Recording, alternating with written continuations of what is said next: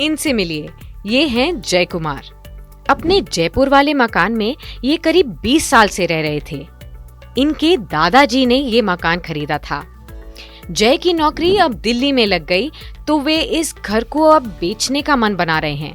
इस मकान को बेचने के बाद जय सिंह को टैक्स देना होगा या नहीं, इस पर अलग अलग विद्वानों की राय सुन सुनकर जय कुमार का माथा चकरा गया। खैर, सलाह बहादुरों का क्या, जरूरी है कानून जानना। तो भाई सबसे पहले ये जान लीजिए कि आयकर कानून के तहत पैतृक संपत्ति में केवल पिता, दादा और परदादा से विरासत में मिली संपत्ति को ही शामिल किया जाता है।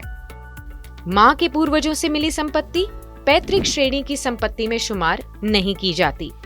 भारत में उत्तराधिकार टैक्स लागू नहीं है। अगर विरासत या वसीयत में कोई भी प्रॉपर्टी मिली है तो उस पर कोई टैक्स नहीं लगता। लेकिन कब तक? जब तक आप उसे बेचते नहीं हैं। नियमों के तहत विरासत में मिली कोई भी प्रॉपर्टी बेचने पर उससे होने वाली कमाई इनकम मानी जाती है। यह आय पूंजीगत लाभ यानी कि कैपिटल गेन्स के दायरे में आएगी। अब सबसे बड़ा सवाल, टैक्स कितना लगेगा? विरासत में मिली संपत्ति को बेचने पर टैक्स कितना लगेगा? यह इस बात पर निर्भर करता है कि वह आपके पास कितने समय से है। यदि ये प्रॉपर्टी 24 महीने से ज्यादा समय से है तो उस पर long term capital gains tax यानी कि LTCG टैक्स लगेगा, जो फिलहाल 20.8% सेस सहित है। यदि ये 24 माह से कम समय से आपके नियंत्रण में है तो यह short term capital gains tax यानी कि STCG टैक्स के दायरे में आएगा। टैक्स कितना बनेगा यह इससे तय होगा कि आपकी कमाई यानी कि इनकम टैक्स के कौन से स्लैब में आती है। टैक्स एवं निवेश एक्सपर्ट बलवंत जैन ने जय कुमार को समझाया कि भाई विरासत में मिली प्रॉपर्टी के मामले में इस पर नियंत्रण का वक्त सबसे जरूरी पहलू है। यह होल्डिंग पीरियड वास्तविक मालिक के प्रॉपर्टी खरीदे जाने की तिथि से तय होता है। प्रॉपर्टी की मौजूदा कीमत निकालने के लिए सरकार ने एक इंडेक्स बनाया है।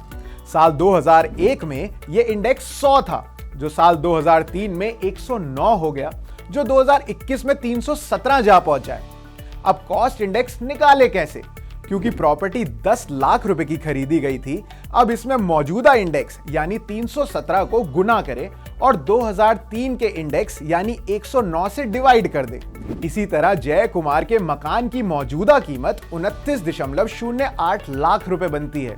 अब इस पर कैसे लगेगा टैक्स, ये भी जान लीजिए। इसके लिए प्रॉपर्टी की मौजूदा कीमत यानी 29.08 लाख रुपए में से खरीदते समय की कीमत यानी 10 लाख रुपए को घटा देते हैं। इसी तरीके से हमें 19.08 लाख रुपए का कैपिटल गेन मिलता है। अब इस पे 20.8% का टैक्स लगेगा, यानी जय कुमार को 3,96,000 रुपए का टैक्स देना पड़ेगा। अब ये तो हुई साल 2001 के बाद खरीदी गई प्रॉपर्टीज की बात। अब जो भी प्रॉपर्टीज इससे पहले ली गई है, उन मकानों की वैल्यू निकालने के लिए आपको सरकार की ओर से अधिकृत सर्वेयर्स की सेवाएं लेनी पड़ेंगी। तो जय क्या समझा? अगर विरासत या वसीयत में कोई भी प्रॉपर्टी मिली है तो उस पर कोई टैक्स नहीं लगता।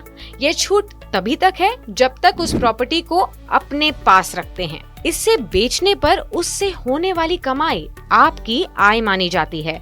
यह आय पूंजीगत लाभ के दायरे में आएगी, जिस पर टैक्स का भुगतान करना होगा। तो इस मामले में क्या है मनी 9 की सलाह? दादा लाई प्रॉपर्टी बेचने से पहले कागजी कार्रवाई पूरी करें। टैक्स की गणना किसी टैक्स एक्सपर्ट से करवाएं। टैक्स बचाने के विकल्पों पर भी विचार करें। और अंत में चलते चलते, अगर प्रॉपर्टी बेचने के बाद आप पर टैक्स की देनदारी बन रही है तो इसे बचाने का उपाय कर सकते हैं।